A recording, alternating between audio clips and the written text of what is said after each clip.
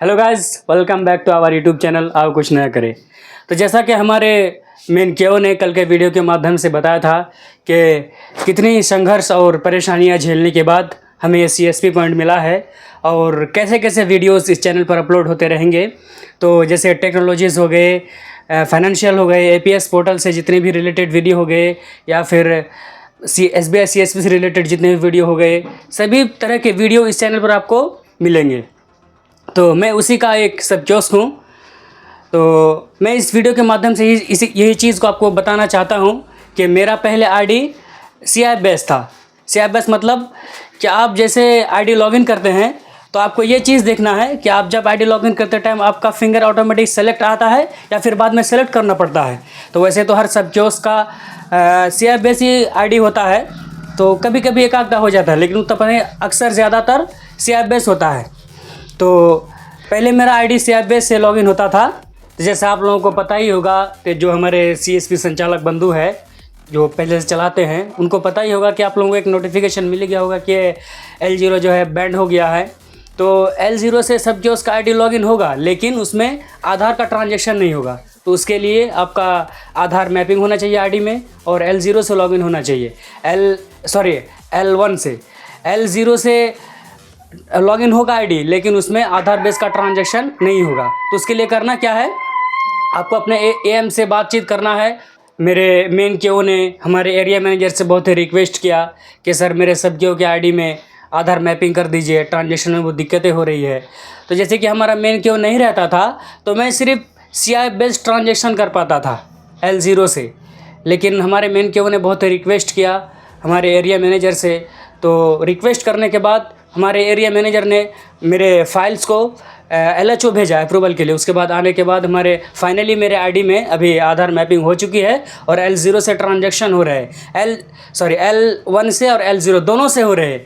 उसमें एक ये है शर्त है कि L1 से लॉगिन होगा और सभी बैंकों का ट्रांजैक्शन हो रहा है। L0 से सिर्फ CIF बेस्ड ट्रांजैक्शन होगा, स्टेट बैंक का। तो चलिए आपको ले चलते हैं हमारे लैपटॉप के स्क्रीन पर, दिखाते हैं किस तरह से ट्रांजैक्शन हो रहे हैं और किस तरह से सभी बैंकों का ट्रांजैक्शन हो, किस तरह से CIF बेस्ड ट्रांजैक्शन हो रहे हैं। तो चलिए ले चलते हैं कंप्यूटर के स्क्रीन। फाइनली हम आ चुके हैं अपने लैपटॉप की स्क्रीन पर। लैपटॉप की स्क्रीन पर आप यहाँ देख सकते हैं कि हमारे पास एक L1 का डिवाइस है और एक L0 का डिवाइस है। तो चलिए सर्वप्रथम हम लोग L1 डिवाइस को अपनी सिस्टम से कनेक्ट कर लेते हैं। उसके बाद ID को लॉगिन करते हैं। तो यहाँ फिंगर सेलेक्ट करने का ऑप्शन आ गया है। पहले L0 में सिलेक्ट हुआ ही फिंगर आता था, लेकिन अभी सिलेक्ट करना पड़ता है। तो चलिए L1 से लॉगिन कर लेते हैं अपने ID को। उसके बाद देखिए यहाँ लाइट जल गया L1 का, फिंगर अटैच कर दिए। उसके बाद आप देख ही सकते हैं कि हमारा फिंगरप्रिंट कैप्चर सक्सेसफुली हो गया और हमारा ID लॉगिन भी हो गया है। तो चलिए पॉपअप को काट देते हैं। उसके बाद APS ट्रांजेक्शन करके आपको दिखाते हैं। तो चलिए सर्वप्रथम हम लोग एक मिनी स्टेटमेंट निकालते हैं। तो चलिए कोई भी बैंक पकड़ लेते हैं, बैंक ऑफ बड़ौदा की ही निकाल लेते हैं। यहाँ आधार नंबर फिलअप कर देते हैं। उसके बाद मिनी स्टेटमेंट पर क्लिक करके हम लोग सबमिट कर देते हैं। सबमिट करने के बाद आई एग्री पर क्लिक करेंगे। क्लिक करने के बाद आपको फिंगर कैप्चर करने का ऑप्शन आएगा। तो चलिए एक फिंगर सेलेक्ट कर लेते हैं। ऑथराइज पर क्लिक करके यहाँ पर देख सकते हैं L1 का डिवाइस जल गया है। उसके बाद यहाँ पर देख सकते हैं फिंगरप्रिंट कैप्चर सक्सेसफुली हो गया है। उसके बाद ओके पर क्लिक करेंगे। ओके पर क्लिक करने के बाद आप यहाँ देख सकते हैं मिनी स्टेटमेंट निकल चुका है अदर बैंक का। तो चलिए अब क्या करते हैं, L1 को रिमूव कर देते हैं और L0 डिवाइस को PC में कनेक्ट कर देते हैं। तो चलिए L0 डिवाइस का जो ये वायर होता है उसको अटैच कर दिए। फिंगर मशीन में लाइट आ चुका है और एक आपको CIF बेस्ड ट्रांजेक्शन करके दिखाते हैं। चलिए CIF बेस्ड ट्रांजेक्शन करने के लिए सर्वप्रथम आपको क्या करना है, CIF नंबर डालना है। होम पर क्लिक करेंगे, यहाँ पर CIF नंबर डालेंगे। उसके बाद सबमिट के बटन पर क्लिक करेंगे। तो चलिए CIF नंबर डाल देते हैं। उसके बाद सबमिट के बटन पर क्लिक करेंगे, ओके पर क्लिक करेंगे। उसके बाद आपको मिनी स्टेटमेंट पर अकाउंट सेलेक्ट करके आपको मिनी स्टेटमेंट पर क्लिक करना है। उसके बाद आपको देखना है कि L1 या L0 डिवाइस साथ में वर्क करता है कि नहीं।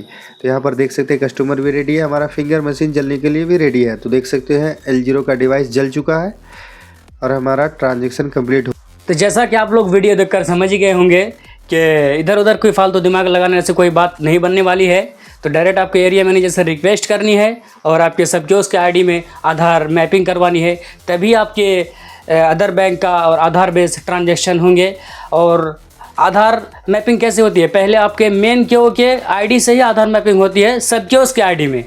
तो उसी तरह से आपके एरिया मैनेजर को आपको रिक्वेस्ट करनी है कि सर हमारे आईडी में, सब कियोस्क के आईडी में आधार मैपिंग कर दीजिए, तभी आप बात बनेगी। तो ऐसे ही इन्फॉर्मेटिव और टेक्नोलॉजीज़ वीडियो को देखने के लिए हमारे चैनल को सब्सक्राइब करें, वीडियो को लाइक करें, कमेंट करें, शेयर करें। तब तक के लिए जय हिंद, जय भारत।